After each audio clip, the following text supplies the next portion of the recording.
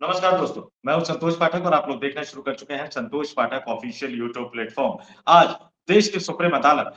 Supreme court ने प्रधानमंत्री नरेंद्र मोदी और मोदी सरकार को तो एक बड़ा झटका दे ही दिया है, लेकिन आज राजनीति के फ्रंट पर भी देश के प्रधानमंत्री नरेंद्र मोदी के लिए एक बुरी खबर निकल कर सामने आ रही है। राहुल गांधी ने नरेंद्र मोदी के एक बड़े मिशन को, नरेंद्र मोदी के एक बड़े सपने को एक बड़ा झटका दे दिया है। जी हाँ, आपने बिल्कुल सही सुना। राहुल गांधी ने नरेंद्र मोदी के मिशन केरल यानी केरल में भारतीय जनता पार्टी के जनाधार बढ़ाने के मिशन को एक बड़ा झटका दे दिया है। इस बड़ी खबर से जुड़े एक-एक तथ्यों को इस स्टोरी में मैं आपके सामने रखूंगा, लेकिन शुरुआत एक अपील, एक आग्रह के साथ करना चाहूंगा।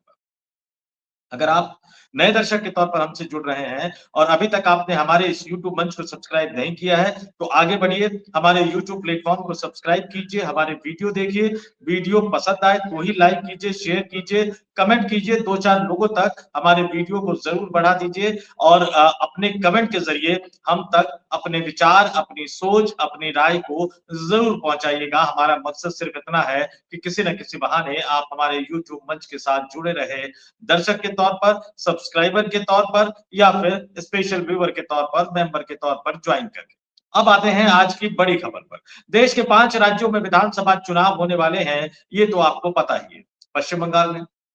असम में, केरल में, तमिलनाडु में और पुडुचेरी में। असम में भारतीय जनता पार्टी तीसरी बार सरकार बनाने के मिशन को लेकर चुनाव में उतरने जा रही है। तमिलनाडु में मकसद जनाधार बढ़ाना है और इसके लिए स्वर्गीय जयललिता की पार्टी के नेताओं को साधा जा रहा है, गठबंधन किया जा रहा है एआईएडीएमके के साथ। वहीं केरल से इस बार भारतीय जनता पार्टी को सबसे ज्यादा उम्मीद है और उसी केरल में भारतीय जनता पार्टी को मजबूत करने के मिशन में नरेंद्र मोदी और अमित शाह लगे हुए हैं। और जब मैं मजबूत करने के मिशन की बात करता हूं, तो साम दाम दंड भेद किसी भी तरीके से जो विपक्षी राजनीतिक दल के मजबूत नेता हैं, उनको तोड़ने के मिशन में भारतीय जनता पार्टी काम करती है। ज्योतिरादित्य सिंधिया, जितिन प्रसाद, आरपीएन सिंह, ब्रजेश पाठक, मिलिंद देवड़ा, इन नेताओं की फहरिस्त बहुत लंबी है और इसके लिए हर तरीके का इस्तेमाल किया जाता है। और केरल में लोकप्रिय नेता, कांग्रेस के सांसद, मनमोहन सिंह सरकार में मंत्री रह चुके शशि थरूर को लगातार तोड़ने की कोशिश की जा रही थी और अब कुछ शशि थरूर भी अपने अंदाज से और कांग्रेस की महत्वपूर्ण बैठकों से, कांग्रेस के महत्वपूर्ण कार्यक्रमों से अनुपस्थित रहकर इस तरह का एक मैसेज देने की कोशिश कर रहे थे कि वो पार्टी के आला कमान से नाराज हैं और बहुत जल्द भारतीय जनता पार्टी का दामन थाम सकते हैं। अब शशि थरूर अगर भारतीय जनता पार्टी में जाते, उससे बीजेपी का केरल में कितना फायदा होता है ये कह नहीं सकते, लेकिन कांग्रेस पार्टी का जरूर नुकसान होता। वैसे भी केरल में कांग्रेस पार्टी जो पिछला विधानसभा चुनाव हारी, उस झटके से उबर नहीं पा रही है, क्योंकि केरल में एक बार लेफ्ट फ्रंट की सरकार बनती थी, एक बार कांग्रेस के नेतृत्व वाले फ्रंट की सरकार बनती थी, लेकिन पिछली बार यानी 2021 में लेफ्ट फ्रंट ने उस ट्रेडिशन, उस रिवाज को एक तरह से तोड़ दिया। 10 सालों से लेफ्ट फ्रंट की वहां सरकार है और 2026 में राहुल गांधी हर कीमत पर केरल को जीतना चाहते हैं। लेकिन शशि थरूर की आदत को लेकर, शशि थरूर के व्यवहार को लेकर, बैठकों से शशि थरूर के गायब रहने को लेकर और कई मुद्दों पर शशि थरूर का कांग्रेस से एक अलग स्टैंड रखने के कारण ये सवाल उठ रहा था, ये निकल रहा था कि क्या शशि थरूर जो है वो अब सीधे-सीधे कांग्रेस पार्टी का दामन छोड़ने वाले हैं। तो आज संसद भवन परिसर से एक बड़ी खबर आई और उस बड़ी खबर ने ये बता दिया कि केरल को लेकर जहां तक नरेंद्र मोदी के सपने का जिक्र है, वो सपना पूरी तरह से फेल हो गया है। और मैं बहुत ज्यादा समय आपका नहीं लूंगा, सीधे आपको उस खबर पर ले चलता हूं और वो खबर आपको दिखाता हूं। ये तस्वीर आपके स्क्रीन पर दिख रही है। शशि थरूर किनके साथ बैठे हैं? कांग्रेस पार्टी के राष्ट्रीय अध्यक्ष मल्लिकार्जुन खड़गे, जो कि राज्यसभा में विपक्ष के नेता भी हैं, और राहुल गांधी जो लोकसभा में विपक्ष के नेता हैं, लेकिन वो कांग्रेस पार्टी को जो आलाकमान कहते हैं या कांग्रेस पार्टी के सर्वे सर्वा एक तरह से राहुल गांधी है। तो शशि थरूर ने राहुल गांधी से मिलकर, मल्लिकार्जुन खड़गे से मिलकर अपनी सफाई दी अपनी बातों को आलाकमान के सामने रखा। स्पष्ट तौर पर उन्होंने कहा कि जो भी खबरें उनको लेकर चलवाई जा रही है, ध्यान से सुनिएगा मेरी बात को, उन्होंने स्पष्ट तौर पर कहा कि जो भी खबरें उनको लेकर चलवाई जा रही है, उन खबरों में कहीं कोई सच्चाई नहीं है और वो कांग्रेस पार्टी के साथ रहेंगे। एक झटका ज़रूर उनके संसदीय क्षेत्र में कांग्रेस पार्टी को लगा है, लेकिन वो पूरी मजबूती से विधानसभा चुनाव में कांग्रेस पार्टी को जितवाने की कोशिश करेंगे। इन तस्वीरों में इन बैठक में शशि थरूर ने अपनी तरफ से तमाम बातें जो है वो राहुल गांधी और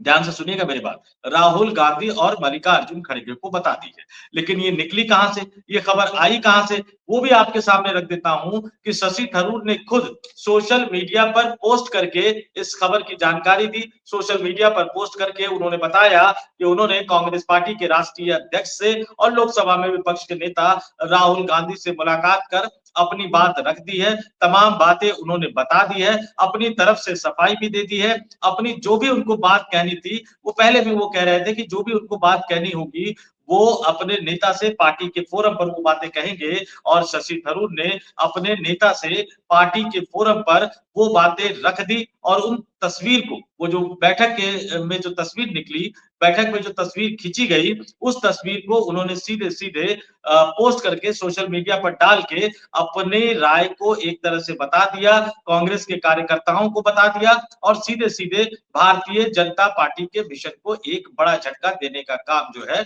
वो शशि थरूर ने कर दिया है और शशि थरूर का ये सोशल मीडिया पर किया गया पोस्ट, बड़े ध्यान से देखिए जो तस्वीर मैंने आपको दिखाई और शशि थरूर ने जो पोस्ट किया, इसके बाद शशि थरूर ने जो बाहर बयान दिया, शशि थरूर ने जो अपनी बातें कही, उसको भी शशि थरूर ने रीपोस्ट एक तरह से किया। उन्होंने लिखा है, इसमें ध्यान से पढ़िएगा, thanks to INC India president खड़गे जी, टैग किया है कांग्रेस पार्टी को और खड़गे को and LS Lok Sabha LOP Rahul Gandhi ji, Rahul Gandhi को टैग किया है for a warm and constructive discussion today on a wide range of subjects we are all on the same pages as we move forward in the service of the people of the India। यानी उन्होंने सीधे सीधे कहा कि हम एक same page पर है, लेकिन उसके बाद जो उन्होंने बयान दिया, उस बयान में कई चीजों को वो स्पष्ट करते हुए नजर आए। उन्होंने कहा कि मुख्यमंत्री पद की चाहत नहीं है, वो सांसद है और अपने संसदीय क्षेत्र की जनता के साथ है, कांग्रेस पार्टी के साथ पूरी तरह से खड़े हैं और उन्होंने कहा ऑल इज वेल, सब कुछ ठीक है।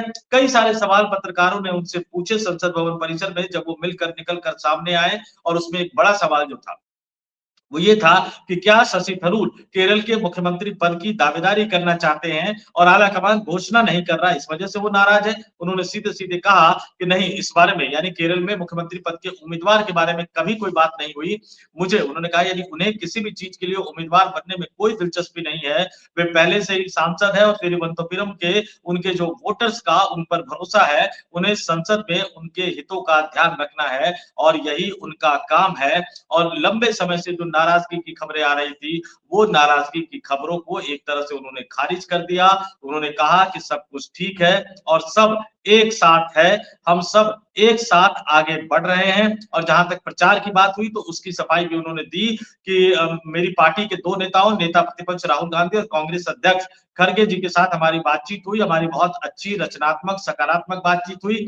अब सब ठीक है और हम सब एक साथ मिलकर काम कर रहे हैं। मैं और क्या कह सकता हूं, मैंने हमेशा पार्टी के लिए प्रचार किया है। और फिर क्वेश्चन मार्क लगाकर एक तरह से वो पूछ रहे हैं कि मुझे बताइए कि मैंने कहां और कब पार्टी के लिए प्रचार नहीं किया है। और जब केरल में कुछ महीनों बाद होने वाले विधानसभा चुनाव के बारे में उनसे पूछा गया तो उन्होंने कहा कि मैंने हमेशा पार्टी के लिए प्रचार किया है, मैं आगे भी प्रचार करता रहूंगा। और मुख्यमंत्री पद की दावेदारी को लेकर उन्होंने किस तरह से अपने नाम को पीछे खींच लिया है, वो तमाम चीजें आ गई है। पिछले कुछ दिनों जिस तरह से खबरें आ रही थी कि बीजेपी की तरफ उनका झुकाव है, भारतीय जनता पार्टी की तरफ वो जा सकते हैं और एक बड़ा झटका कांग्रेस पार्टी को वो दे सकते हैं, कम से कम आज की मुलाकात के बाद और ये तस्वीर सामने आने के बाद वो खबर एक तरह से सिरे से खारिज कर दी गई है। और अब साफ-साफ ये नजर आ रहा है, साफ-साफ ये लग रहा है कि एक बड़ी जीत जो है वो राहुल गांधी ने दक्षिण भारत के राज्य केरल में विधानसभा चुनाव से पहले ही हासिल कर ली।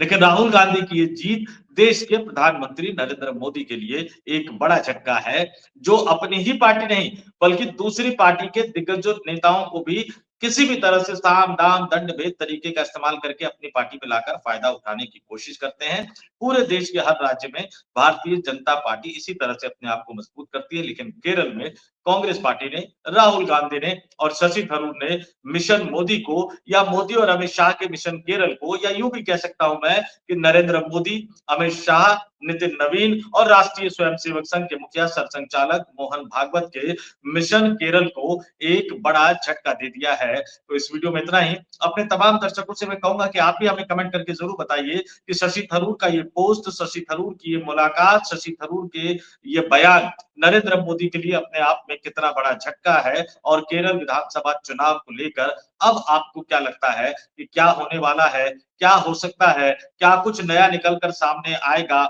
और केरल की जनता अब किसको जनादेश देगी अगले 5 साल के लिए राज करने के? तो अपने तमाम दर्शकों से अपील करूंगा कि आप कमेंट करके हमें जरूर बताइए। जाते जाते फिर आपसे अपील, आग्रह कि अगर आप नए दर्शक के तौर पर जुड़ रहे हैं तो हमारे इस यूट्यूब मंच को सब्सक्राइब कीजिए।